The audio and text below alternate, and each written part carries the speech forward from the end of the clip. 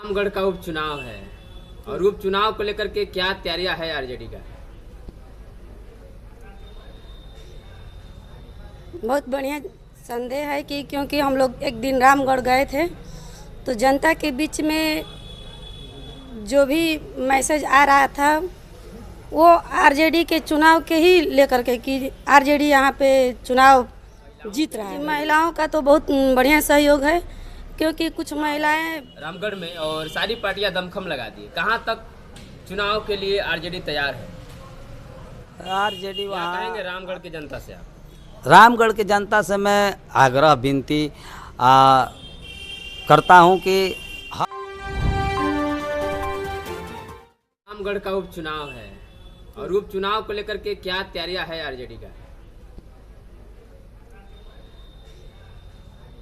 बहुत बढ़िया मैंने संदेह है कि क्योंकि हम लोग एक दिन रामगढ़ गए थे तो जनता के बीच में जो भी मैसेज आ रहा था वो आरजेडी के चुनाव के ही लेकर के कि आरजेडी यहाँ पे चुनाव जीत रहा है।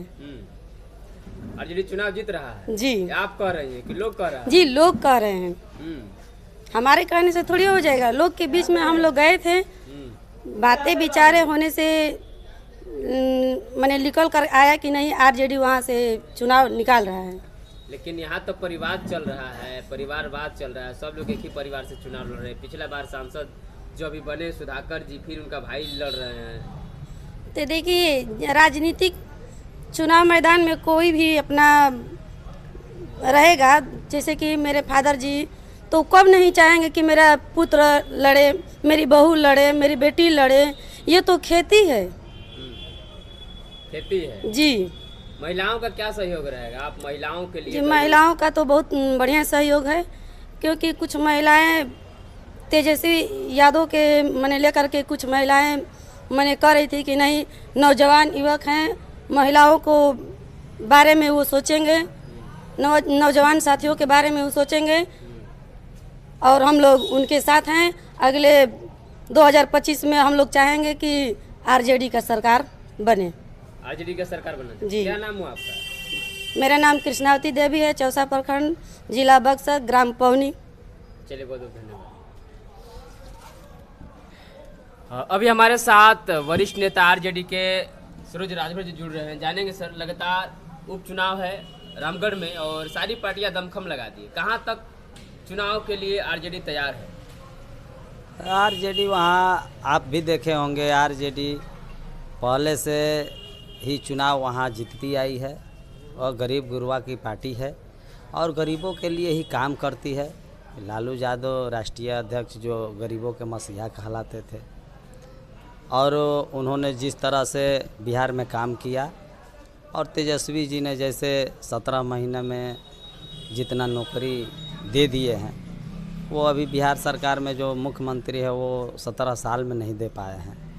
तो इस एवज से लॉ एंड ऑर्डर और महिलाओं के साथ जिस तरह से अत्याचार, बलात्कार, रोज़ अपहरण, हत्या का मामला है जिस तरह से आ रहा है, तो इसको देखते हुए अभी जो बिहार में चल रहा है, विपक्ष में तगड़ा नेता हमारे करोड़ों युवाओं के दिलों की धड़कन तेजस्वी यादव जी जो विपक्ष में दमखम से बात उठाते हैं और इसको लेकर वहाँ नौजवानों में जितने हमारे नौजवान साथी हैं, महिला हैं या पुरुष हैं, बुजुर्ग हैं, वो चाहते हैं कि किसी तरह यहाँ आरजेडी मजबूत रहे। आरजेडी का यहाँ पहले से विधायक रहे हुए हैं और ये भी आरजेडी यहाँ लड़ा रही है चुनाव। 4 उपचुनाव हो रहे हैं जिसमें आरजेडी का ये जो टिकट मिला हुआ है अजीत सिंह जी का, हर हाल में यह चुनाव निकालेंगे और चुनाव विजयी होगा,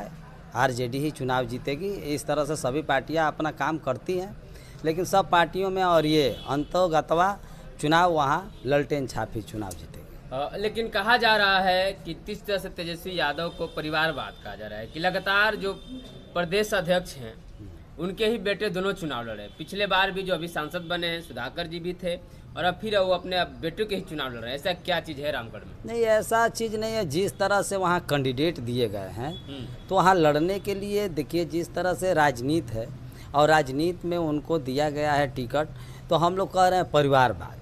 परिवारवाद आखिर किसको लड़ाइएगा? वहाँ चुनाव लड़ने वाला जो व्यक्ति है वहाँ समंती नेता नहीं है क्या? नहीं, नेता तो बहुत हैं, लेकिन बात है कि वहाँ देखिए जिस तरह से समंती लोग लड़ रहे हैं, तो उनको गरीब गुरबा को रक्षा करने के लिए वैसे नेता को टिकट देना और उनको ही लड़ाना बहुत लगा होगा पार्टी स्तर पर कि नहीं यही ज़रूरी है और इनको चुनाव लड़ाया जाए। ये देखते हुए उनको चुनाव लड़ाया गया है। वो बराबर गरीब गुरबों के बीच में रहते हैं और ये लोग तो कह रहे हैं, हमको नहीं लगता कि कहाँ नहीं परिवारवाद है। परिवारवाद तो हर जगह है, कोई किसी तरह से कोई किसी तरह से, तो ये एक मुद्दा बनाया गया है। वो तो राजनीति से जो प्रदेश अध्यक्ष हैं वो राजनीति से मान लीजिए कि वो अस्थिर हैं, वो एक दिन चुनाव मैदान में भी नहीं आए, लोकसभा में हो या विधानसभा में हो, वहाँ वो चुनाव में नहीं आए। श्री प्रदेश अध्यक्ष जगदानंद बाबू कभी चुनाव में आप देखे होंगे लोकसभा में एक भी जगह प्रचार करने नहीं आए और यहाँ भी कहीं प्रचार करने नहीं आए। तो ये परिवारवाद नहीं है, ये राजनीति में सब लोगों को मिला जुला कर एक साथ ले चलने की उनका इच्छा है और सभी साथियों सभी भाइयों को दबे कुचले अकलियतों को एक साथ लेकर हर हाल में ये चुनाव रामगढ़ का चुनाव जीतने जा रहे हैं। वहाँ चुनाव जीतेंगे और तेजस्वी जी को हाथों को मजबूत करेंगे।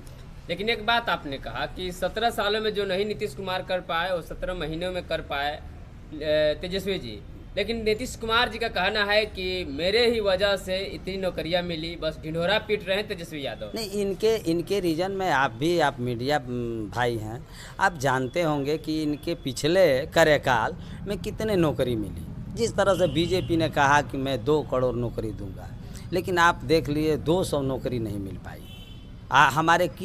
हमारे गरीब गुरबा के पढ़े लिखे लोग BA MA B.Ed सब करके आज वो लोग कह रहा है कि कोई पकौड़ा बनाए, तो कोई कह रहा है कि ये काम करे। लेकिन तेजस्वी जी ने कहा कि मैं 10 लाख नौकरी दूंगा और 10 लाख में 17 महीने में वो 5 लाख नौकरी दे दिए, तो मायने तो रखता है। कितने घरों में चूल्हा जलने लगे, कितने नौजवान को शादी नहीं हो रहा था, तो वो काम तो तेजस्वी यादव ने किया है। इस पर तो विचार करना होगा। आप भी साथी हैं, घूमते हैं तो देख रहे होंगे। और हमारे महिलाओं के साथ हम बताएं, इनके ही रीजन में देखिए कि कितने बाहुबली और गुंडा और माफियाओं को किस तरह से बोलबाला है। आज भी देखिए उनके साथ गठबंधन में है तो कौन लड़ रहा है, तरारी हो चाहे ही हो, वहाँ नहीं परिवारवाद है। उनका देखना चाहिए जहाँ इनके जीतन और मांझी जी के कौन लड़ रही हैं। एक बार कोई मीडिया वाले पूछे हैं, लेकिन सवाल कहाँ होता है जहाँ गरीब गुरबा का वोट जा रहा है डिवाइड करने के लिए। यही सिस्टम है। क्या कहेंगे रामगढ़ की जनता से आप? रामगढ़ की जनता से मैं आग्रह विनती करता हूँ कि हर हाल में आप लोग ललटेन छाप पर बटन दबा के अजीत सिंह को भारी से भारी मतों से विजयी बनाएं और तेजस्वी जी के हाथों को मजबूत करें। चलिए, बहुत बहुत धन्यवाद आपको।